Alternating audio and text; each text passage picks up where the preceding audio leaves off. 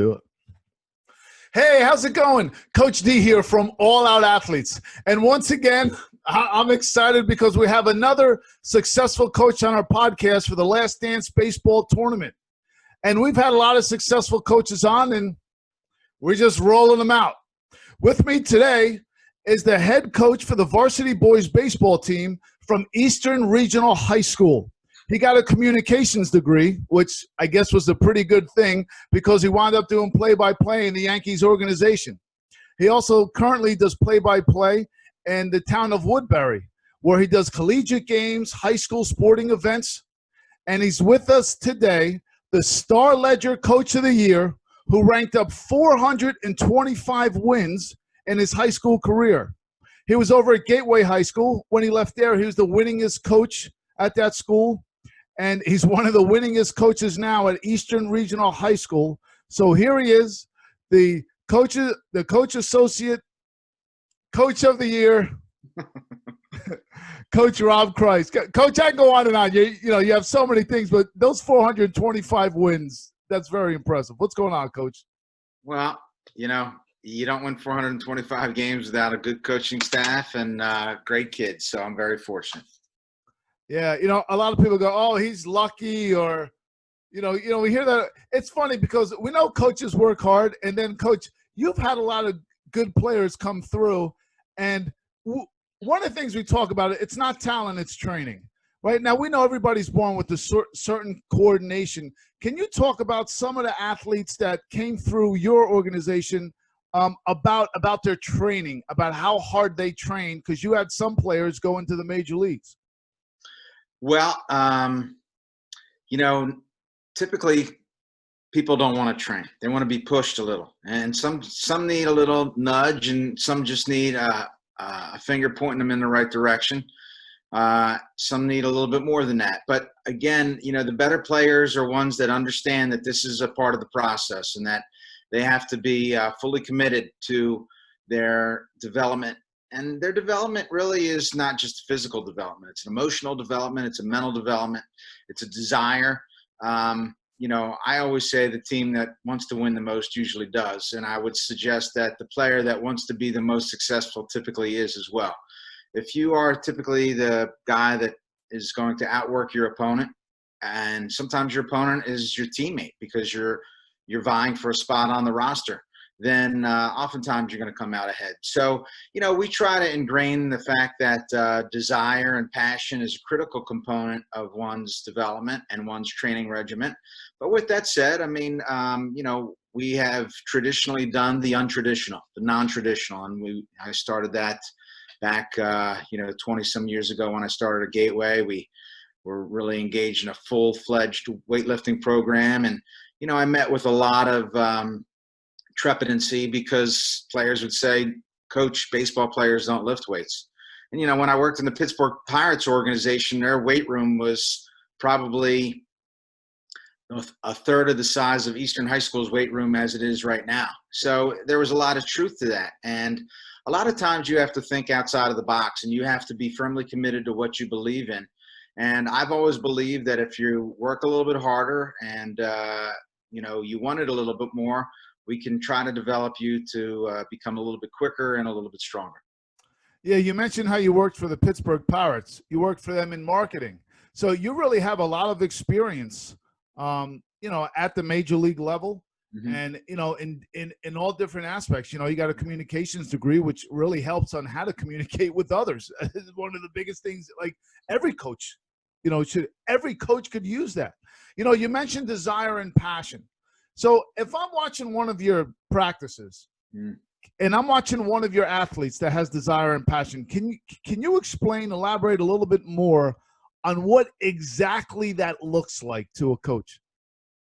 Well, first of all, we believe that my philosophy is that we don't expect perfection.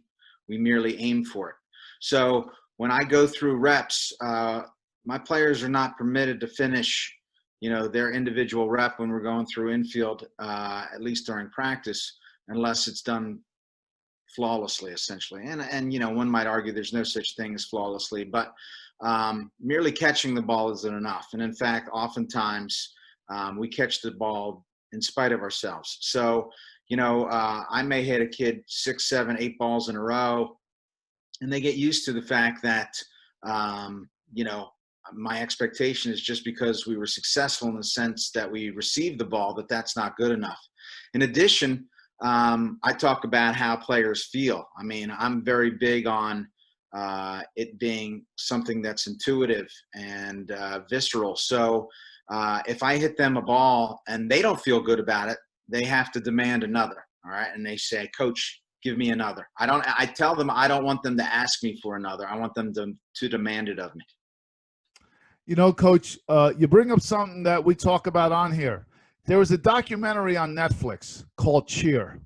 And the coach said she had 14 national championships. It's about her championships and her philosophy. Kind of same way I want to pick your brain. We want to know how the best trainers, how successful coaches train. And one of her quotes was, you want to train until you get it right. And then once you get it right, you're talking about flawless. She said, train until you don't get it wrong. Mm-hmm. And when you talk about something like dance or cheering, you take a sport like basketball. If you miss a few shots, you're going to get a few more. In dance or ice skating or any type, where it's being judged, you cannot miss so many. Yeah. And the same thing is in baseball. You only allowed an error or so a game. Sometimes that one error costs you the whole game. And if you brought up something that's extremely important. Once you train to get it right, can you train until you not get it wrong? That's the flawless that coach is talking about. That is extremely important in baseball. So, Coach, before we dive in more, can you give us a little insight about what's going on in your background there? Well, I don't know. I guess it depends on what it is you want to know about. I've been around the block a few times, and I've done so many different things in my life. It's funny because I'll sit at the dinner table with my kids, and I'll bring up a job that I had that I've never discussed with my kids, and they're like, God, Dad, you've done it all, haven't you? So I've done quite a bit in my life, and I've always tried to liken myself to a mountain climber. There's always another mountain to climb, when I think that's a philosophy that we try to bring to the baseball diamond with the kids. I mean, at Eastern, we've been very successful. We won South Jersey last year for the third time in the last 5 or 6 years. We won the Diamond Classic. 2 of the last 4 years, we've been in the semifinals in the Diamond Classic, I think 5 consecutive years. We won the conference multiple times. And I always tell them it's not enough because there's something that you can achieve that the previous generation the previous year's team has not, and to create your own personal legacy. And I always think there's another mountain to climb. And, it goes on to that's what's great about baseball. In some ways I can liken it to golf. What they say, so-and-so pitched a perfect game, Roy Halladay pitched a perfect game. It wasn't a perfect game. I've never seen a perfect game. Now, he may not have walked anybody or given up a hit, but there were balls that were hit hard. He missed the strike zone a few times. That's not a perfect game. And that's what's great about baseball is you can continue to set the bar a little bit higher. You mentioned something, how there's another mountain to climb, right? And we talk about that where it's good. There's a great quote. I like it anyway. Good is the enemy of great. Used to have that on our T-shirts. Really? And when you have a successful program, even if like athletes, when you ask athletes or when I see athletes train, why aren't athletes training at the height of, remember when athletes were like 8 years old, 7 years old, and they're just wide-eyed, just whatever you want me to do, I'll do, coach. And then when they were as good as people they weren't good as, now they're like the average player, right? Now they're good. And they know they're good. So if I know I'm good, why do I need to train harder? I got where I wanted to be. Why do I need to go further? And coach, you make a great point, is to stay hungry. Do you have those hungry eyes to go to the next level? And if you don't, that's okay. Just tell the coach, I'm good. I'm good. Let us know. Because to get to that next level, as you know, coach, it's harder the second time around than it is the first time because your brain wants to relax. It's just a natural human thing that it is difficult for a lot of athletes to fight against the good. And I like how you bring that up. Well, as they said, it's easier to get to the top than to stay on top, and Right. that's the downfall of having a good program. I mean, a lot of people consider us as their arch rival because we've had some success over the past year and or past years, and when you're a successful program, when you're the New England Patriots, the New York Yankees, the Montreal Canadiens of the world back in the day. I mean, you may not win anything, but if you beat them, that's the little thing that they check off on their season. So you have to be prepared when you are on top, when you are a successful program in any field, whether it's the cheer team that you're talking about, or whether it's, Bobby Fischer as the chess champion, or whether it's, any other dynasty. Your game that you may take for granted is the biggest game of the year for your opposition, and you better be ready for it. Yeah, that's another quote we talk about is that, it's better to go all out and lose than to hold back and win. And people say, well, who holds back and wins? The favorites, right? So then as you're talking about, if you're the favorite and you're holding back and the underdog's going all out, that's the only way the underdog could win, is to go all out in every inning, on every pitch, on every play. And as you're talking about, you think you're good and you start holding back, that's when the underdog gets you. And I think you bring up a great lesson for anybody in any sport. That woman cheer, 14 national championships, never good enough. Becomes an obsession in a way, becomes an addiction that we got to get to the next level. And there is a balance there. So Coach, I know you got your communications degree. What made you want to go into communications? Well, I've always loved sports. I was always fascinated by the broadcast industry. As I mentioned, I've done a lot of different things in my life. So I've actually worked in the media since my senior year of high school or junior year of high school. I wrote for the school newspaper, and from there, I've worked in various realms in the media. I've worked locally here in the Philadelphia market for Comcast Sportsnet for many years, and both on and off the air in different realms. And I've done that, as you mentioned, doing play-by-play for the Yankees. And, I think everybody who is a sports fan just aspires to somehow be involved. And sometimes you realize that it's not always going to be as an athlete. And sometimes it's a lot more fun when you're not the athlete, because you can never be wrong. Right? I mean, that's one of the great things. One of the things, now that I'm older, I don't play baseball anymore, but I was playing until I was into my mid to late 40s. And it really, I think it's important because it humbles you, because you make a mistake on the field and then you see what you've done in your own players, and you realize that, you know what? They're human too, just as you are, and they're flawed just like you are. And sometimes you have to temper your expectations and provide them at least a little bit of humanity. Well, Coach, I had asked you before if you can give me a tour of what's going on back there. Well, okay. So first of all, my family. Go ahead. You can grab the camera. Go ahead. Okay, my family's originally from Pittsburgh, and my wife is an artist, actually. So right here is my idol, Roberto Clemente. And one of the things that I always love, I can still vividly remember when I was 8 years old, or was I 10 years old? I want to say I was 8. No, I think I was 10. But it was New Year's Day, and Roberto Clemente died on a humanitarian mission. And I remember hearing it on the radio, and in my mind's eye, I can still remember it vividly, me bawling my eyes out. And what I loved about Roberto Clemente is that, first of all, he was kind of untraditional.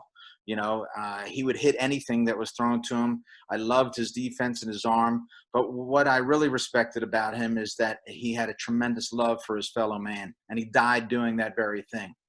And I think that we can all aspire to that. He fought for the rights of his, Puerto Rican brethren. And, I just have so much respect for someone that sees beyond, the simple things in life. And he certainly did that. And I think we can all aspire to that. Behind me over here in the blue, that's when we won the South Jersey Championship, Gateway High School, when I was the coach there. It was an interesting run because it was a program that was, one of the worst in South Jersey. And in fact, people told me I was crazy to take it over. And within 4 years, we were in the state championship game. And it's something I'm very proud of. We had kids that were bulldogs and were warriors and just accomplished so many great things. And I love them every bit. And then over here is a poster that the kids made me from our state championship team. That's from Eastern High School. And some of the different pictures from, different things that we won with Eastern. I have a few over there as well when we won the Diamond Classic and so on. So, and then if I swivel this around, I would show you some of my other Pittsburgh paraphernalia. I'm a Steelers fan and a Penguins fan. But, again, I think I'm your typical male. We love sports here in the household. And, I also have my college flag over there where I played briefly in college. But, it's an opportunity, again, to enjoy the game, the different aspects of the game. I think, it's your typical man cave that's become my kids' game center. But, every once in a while I pretend it's my basement. So, it's nice. We enjoy it. And, again, it sparks memories. And, that's what you hold on to. So I'm going to try and answer a question before I ask it to you, because I think you answered it before. Okay. I was going to ask what motivated you to want to coach over at Gateway High School, but you already answered it. You said it's a mountain to climb. But how big do you want your mountain to be? So that mountain might have been pretty big, Coach. I've been accused of being stubborn before. And when someone tells me that I can't do something, then that makes me all the more motivated. So it really goes back to, climbing another mountain. So Gateway, when I took over, had one winning season in 15 years. I mean, they were pretty bad. And my first year there, we went to the South Jersey semifinals. And as I mentioned, we won our South Jersey championship. I guess it was in the fourth year there, and went to the state championship and won back-to-back titles. And, I'm a coach, and I'm not suggesting that I'm a great coach, because I've had tremendous assistant coaches. And most importantly, I've had players that have bought into what I'm trying to teach them. But I firmly believe that coaches can make a difference. And I firmly believe that, there's more than one way to be successful, but you have to be true to yourself, and you have to be committed to, what your game plan is. And I think maybe the most important thing, you talk about, being a good communicator. I think you have to be someone that illustrates a tremendous amount of empathy to your kids. You have to show them that you are invested in them, and they will be invested in you. And, in this day and age, I've dealt with kids from every realm. I've dealt with kids who have, were born with drugs in their system. And I've dealt with kids who, never have to suffer once, they've been born into wealth. But every single kid wants to know that you care about them. Doesn't matter. And once they know that, then I think you're going to see that you can maximize their personal potential. That's that old John Wooden quote, right? Kids don't care how much you know until you show them how much you care. Right? Yeah, and I agree. I mean, I've read, obviously, Wooden stuff. I mean, I love reading leadership things and coaching books and all of that. It's something, as an English teacher, I enjoy different realms of literature, and I've really immersed myself in all of those. And it's no accident that Wooden was so successful. And for all coaches out there and athletes, I've come across hundreds of different coaches, and the more successful coaches are reading books. They're reading. I mean, I got a great book right here. So this book is called it's not my book. So it's not my book, but it's called Think Like a Champion. Because if you don't know how to think like a champion, you'll never play like a champion. And I'm encouraging all coaches. I don't make any money on this book, but if you don't like to read, this is the book for you, because it's in alphabetical order, and the chapters are only a page to 2 pages. So if you don't like to read, this is the book for you. And it talks about confidence. It talks about, what if you don't like your coach? What do you do? And it says basically, who cares? There's no reason for your opinions to get in the way of the team. Move forward. And it tells you how to do that. It doesn't only talk about it, tells you the how. It talks about mistake response. how do you respond, how to respond to mistakes. So it's for all sports. It's for coaches. It talks about dealing with parents, dealing with players you don't like, dealing with jocks who aren't all in. So it's a great book. And even athletes, there's certain athletes who want to be at that next level. They're walking around with books, sports books, but leadership books. And I think it's really important. A lot of athletes don't, especially a lot of sports athletes, they don't read as much as they should. And we're not asking you to read a novel, but maybe a little bit. I would like to know what books the coaches read. Coach, what is one of your favorite books?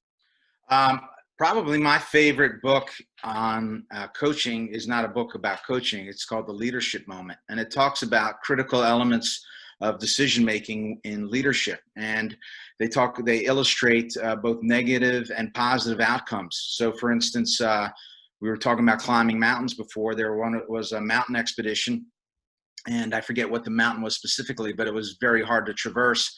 And finally, they were almost there. But in order to get there, I think they had about 10 or 12 people. I forget exactly how big the party was. But in order for everybody to survive, they couldn't all make it to the top of the mountain. So despite all of their efforts, they had to decide whether or not it was worth the risk. And the leader chose the option of saying, listen, we have to accept where we are, and that's okay. And a couple members of the expedition said, we didn't come this far just to get there a part of the way. And they ended up trying to climb to the top of the mountain, and they ended up dying. And again, it illustrates so many different examples. And again, there are many positive examples where, there's one, I think it's about Merck, who made a decision to lose money on a drug to save people's lives. And you think about how that's applicable to coaching every single day. A lot of times we have to make decisions that may not be popular, but they are in the best interest of the team as a whole. And ultimately, I'm your caretaker, but I'm also the team's caretaker. And we have to do what's best for the team. And sometimes, sitting down the best player doesn't seem like the best option, but it really is the best thing for the team. And for parents and athletes and everybody out there, that doesn't mean that as coaches they always make the right decision. And the same thing as players. I mean, how do you learn how to make the right decision? And that's by making the wrong decisions. Right? So, but not making a decision. that's the thing. And you got to make tough decisions as coaches. And sometimes they're right and sometimes they're wrong. And hopefully, the coaches who get it right more often are the more successful coaches. But how do you make right ones? From making the wrong ones. And you hope you make those wrong ones a lot earlier, in your coaching career.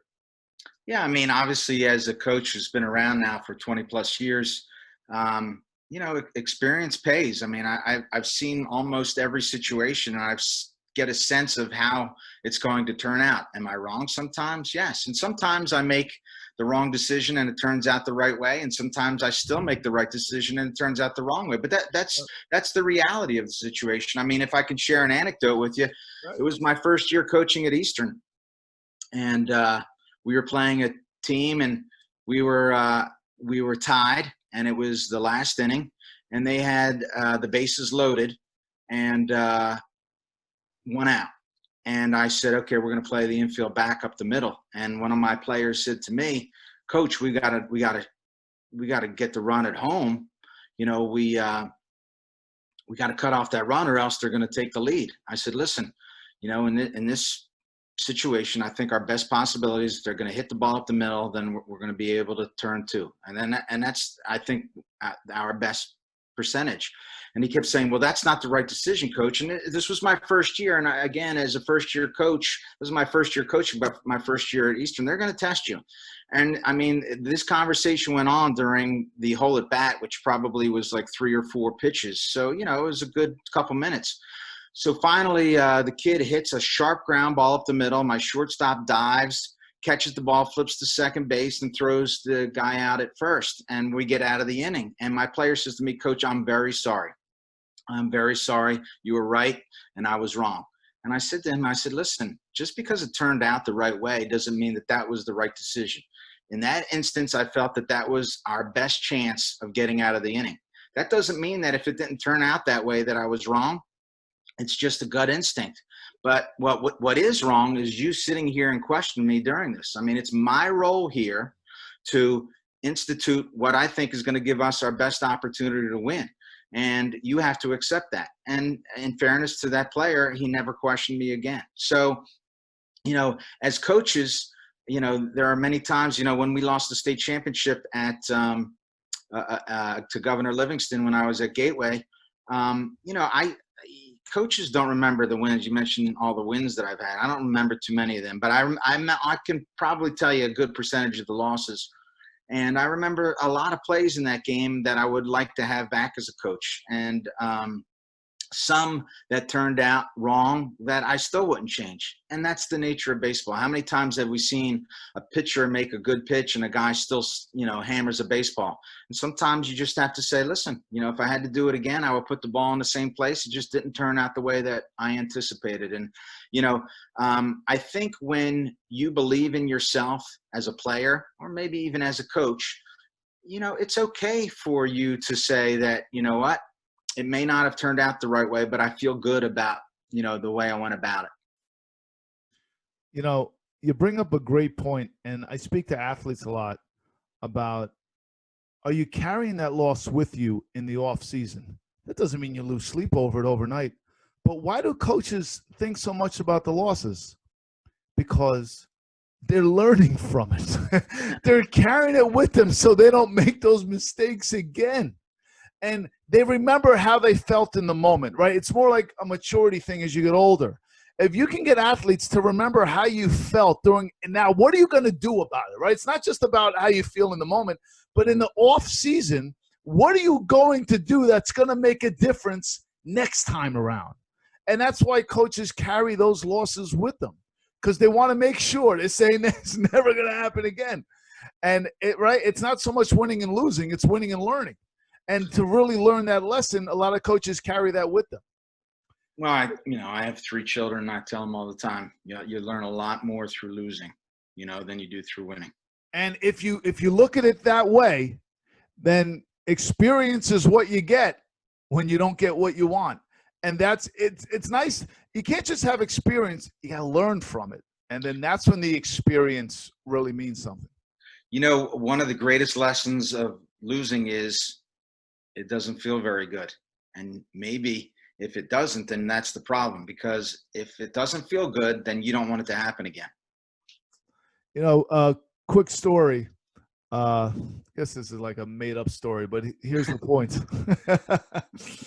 There was a dog sitting on a deck, and there's a guy rocking in his chair, and every now and then the dog's tail would go under the rocking chair, and the guy would rock back and the dog would cry out, and this went on. So apparently within 7-8 minutes, the neighbor comes over and says, "What's wrong with the dog?" And he says, "Well, every time I rock back, the dog puts his tail down, and I rock back, and the dog, why doesn't the dog move?" And he said, "I guess it doesn't hurt bad enough." And that's it. When those losses for some athletes doesn't hurt bad enough, they move on. So maybe it didn't,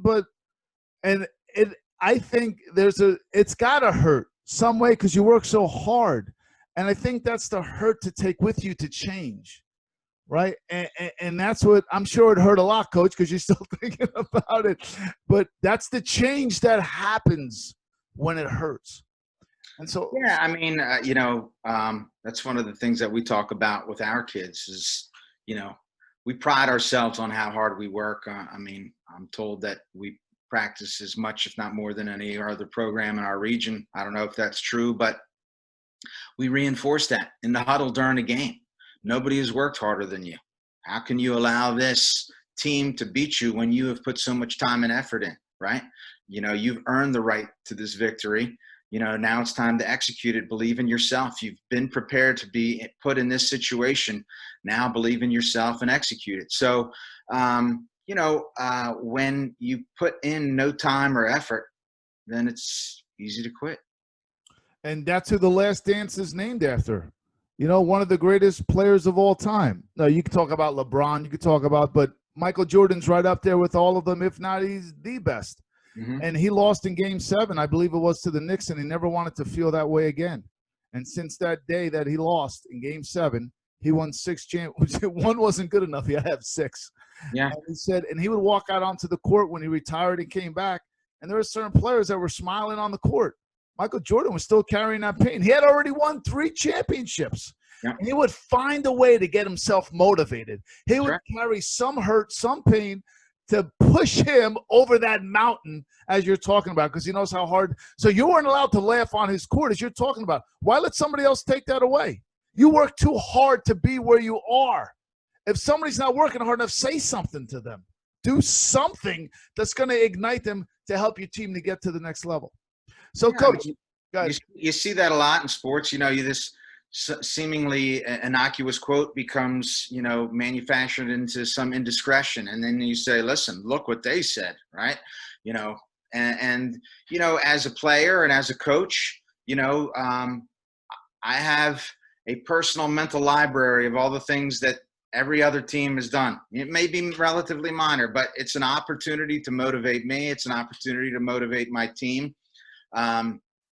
Again, one of my personal philosophies is, a warrior between the lines, a gentleman off of it. So, it's funny because I've seen people who have known me my whole life, and then they watch me coach and they're like, what happened? And I said, we're here to win. I mean, that's what happened. I owe it to my players. That's what happened.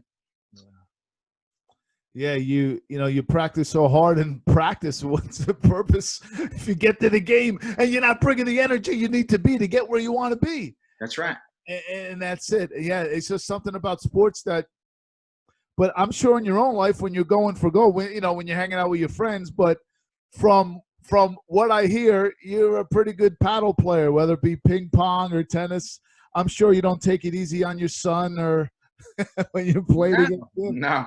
In fact, this weekend I'm getting together with some high school friends, and they have kids my age. And let me tell you something. These old men are going to whoop them. We're going to whoop the high school kids, and we're going to illustrate how it's done. And listen, if they beat me, it's because of youth, because it won't be because of effort. And that's the bottom line. And that's what I expect from my players. All right. If they beat you, it's because they were better. It's not because they outwanted you or outworked you. John Wooden talked about that. He said that, somebody asked me after the game, are you disappointed when he played? Right? They lost in the finals. He said, I gave everything I got. I gave everything I absolutely had. They deserved to win the game. I had nothing left. Yeah. And that's how I think. So, are you upset because the team beat you, or because you didn't work hard enough to beat them? And I think that's what athletes got to think about, because they just get disappointed and upset. But why? Understand why you're angry, and then if it is for the one that we talked about, because you didn't work hard enough, then do something, carry it with you and do something about it. No, absolutely. I mean, obviously it's easy now for me, having done this for a long time, to look back and, say these very things and try to impart that wisdom to my players. I think about when I was their age, all the things that I could have been doing to make myself better. But I think, again, that you owe it as a mentor to at least do whatever you can to allow them to realize their own potential. I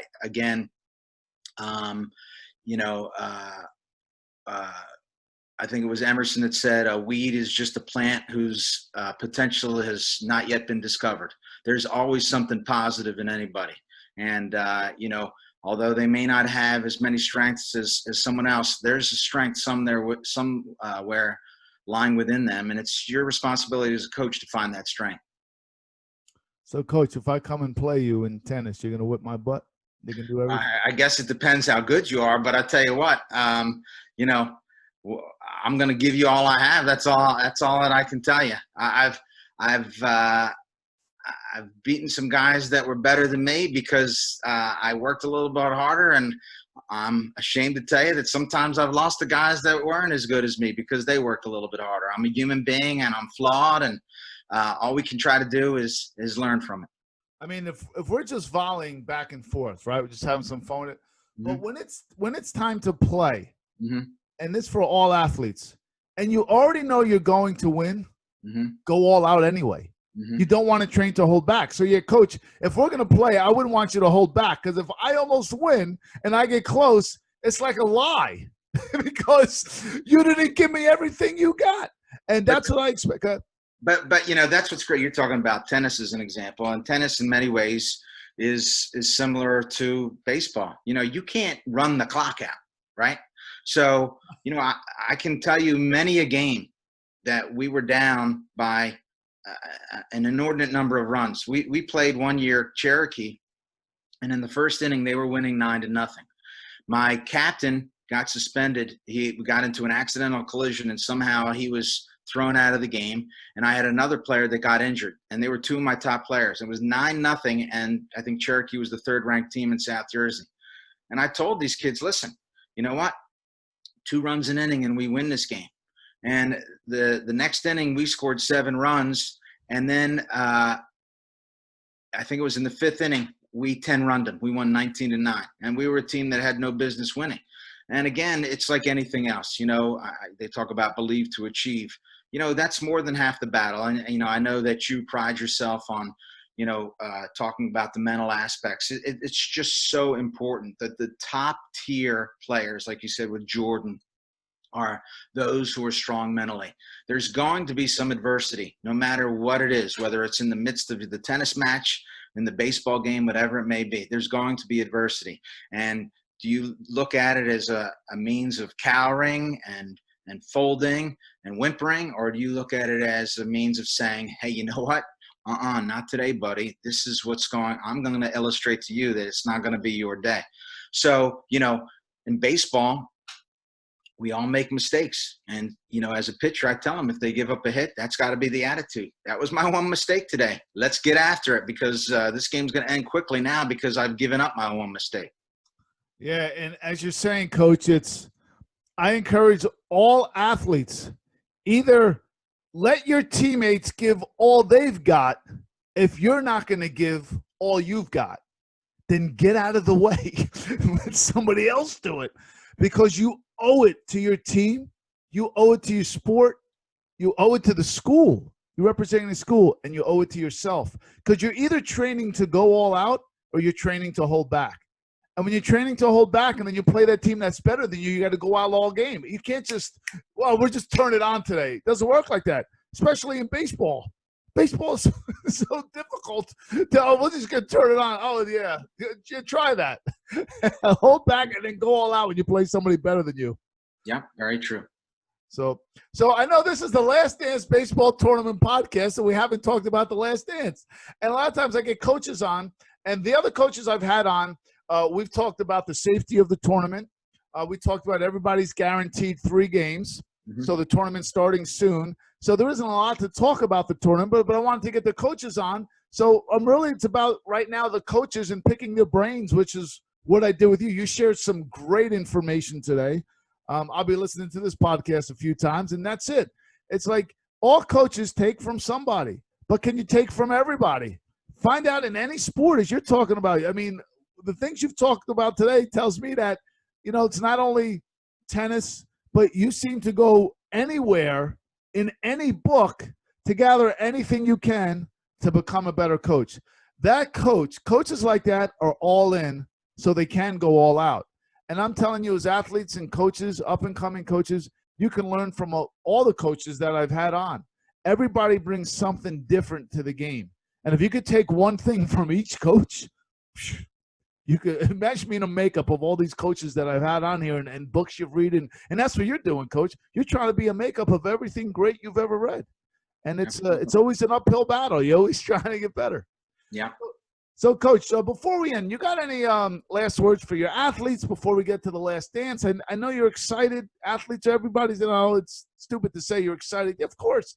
But all the athletes are bringing the energy back because their sport was taken away, and now it's resurrected. And now they're bringing the energy you wanted for every training session, every practice, every weight room, and now they have it. So anything you want to say about the tournament? And about the players' preparation? I know you can't see them until the one day before, but go ahead. Well, first of all, I think most importantly, we have to say thank you very much to Coach Murray and John Kroger, who were instrumental in really dreaming this all up. I don't know Coach Murray personally, but he has to have a tremendous love of the game, and I think he has to have a tremendous love of his players and young men in particular. So thank you very much to him. John Kroger is, and I don't use this term lightly, one of the greatest men I've ever met. And, greatness comes in all different packages, but I've never met someone who does more for young men. He loves baseball so much. I've never seen someone see so many baseball games. And he has an encyclopedic memory of, who does what in what realm and on what day and so on. But he does all of this. He is so selfless and he is so positive. I mean, the times that I've had the opportunity to speak with John, and we've become, relatively good friends, I think, over time.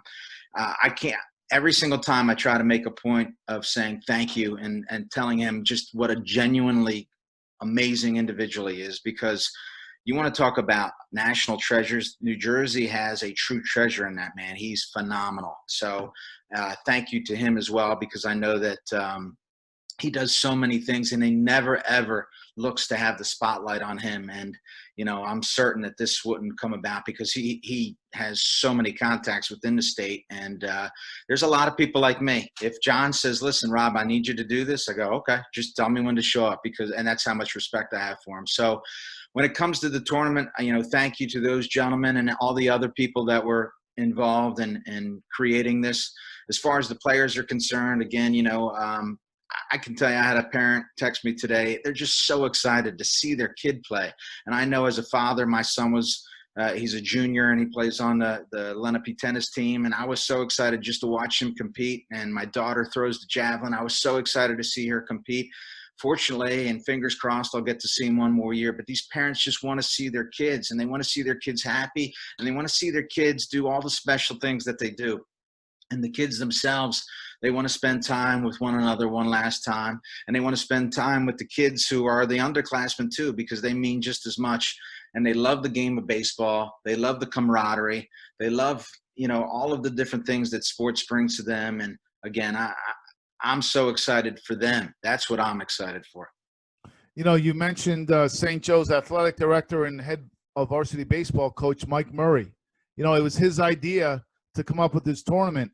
Yeah. And then he got John Kroger, who you mentioned, who's a Major League Baseball scout. And along with him, they also got Brian Chapman, who's the head coach for Millburn Varsity Boys. And the selflessness of all three of them coming together is unbelievable, for what they're trying to do, because the high schools aren't – the NJSIAA is not sponsoring this, so you have to get your own uniforms. You can't wear the high school uniform. Right. So, you got to raise money. It's like a sandlot baseball tournament all thrown together. And it brings back, doesn't matter who has the most expensive bat or what cleats they have. We just want to play. And that's all the coach has been trying to express to them for years. Don't take this for granted. What is sports? Living in the moment. Can we live in the moment of sport? And that's what sports is. When you're up at bat, there's nothing else going on. Yogi Berra said, a full mind's an empty bat. You better be in the moment. You better be right there.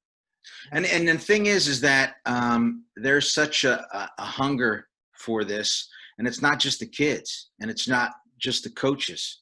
I on my Facebook account, I was just thinking one day, and I asked the question, to the people who are friends on my Facebook account. I said, I just got to thinking today during this whole pandemic, and this was about a month ago or so. I said, what do you miss the most? I mean, do you miss going to the movies? Do you miss going to bars and restaurants? Do you miss going to watch, major league events? Do you miss concerts? Do you miss watching sports on television?